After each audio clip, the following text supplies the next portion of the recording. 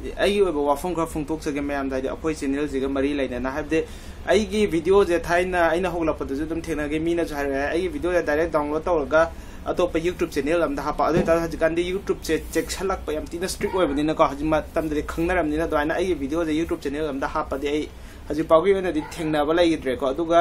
ngasi Facebook page amada adum share tawbi khopi mi mayam na suggest tawbi me adui damuk ti am ti ngai jago da Facebook page amada ko mra maming di palori hakte na da Facebook page amada I lai harau bagi video je si lai harau video je si je Facebook page amada hap kal Facebook page amada hap kala pada da ti lai ra video da duga makha da channel gi logo haide akoi channel logo du ju si de yaw lai re do si da aina haijaning ba ai gi mai gai de ai keno hai khara khatang hai ja kya de hoi sumaina share tawbi ba khopi ba yam ti ngai ba haide aina pamjari ba aeroplane pa yang atanga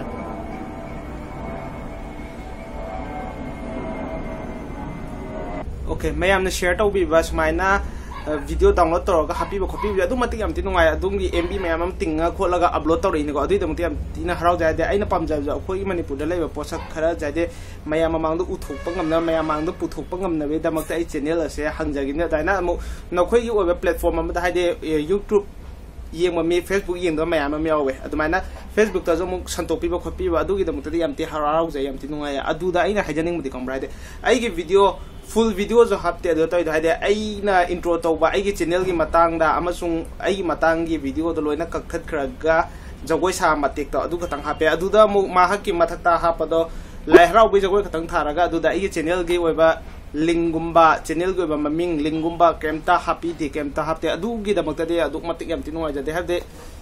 aina wana hona jara wana tawda samna da hai ma aina phajana thajaraga tin gai kai cha ni khoi ki de wana nunga ni tabu hona jaraga ahinga amda tumina laaga hai dum mulakan hura lai hi a cha gi be mung da tawe feel je hawe thamoi da khata adu ta chi nunga te adu maina video upload tawge khalla de please mathang da gi de ade ai gi full video jo happy ro aduga link mathakta adum ai channel du link hapira mo haide akoi punna chakhot mina se kisu kai de noi adum gi video da share to ba khot pa aduna wai download to ba ya ba ge save ke video da dum on thamine kai gumba share to hanin du ta si off thamam ba ya adubo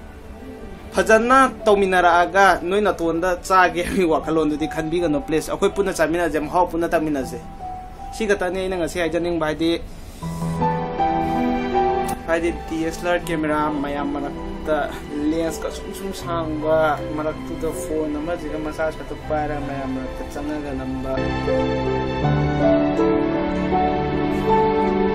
kang da haining modiam din lai haide as adu da ina chatpada nungai gi ba adu da gi wa ki ba di mi singer manaktu da wana video na mapa do ahing tum da gai de video de thuna thaga pe ana da mutai na ina video je mo upload taw ba editing taw na ba khot na ba upload taw na ba adu matik te wadi phana wai aduga download dak law to biga khungai chala phamaga aduga aigi yawo ma pa gai tak tak hoi aigi yawo ma pa gai tak tak thalaga gai di yam tin lem na ko hade makhoi na chatlaga nam pai tak ta makhoi na tawai tak ta ekta credit to moina loi lobo do hade aduda hangi paste na loina lobo do adugi da mukta de yam tin kadang mai tab di fawe adune sine ngase video khang de hanya lai te lo shalage video sa jaga da thank you ai video se loi fogim bi da mukta thank you so much kainer session ale bakang lai pak na yai po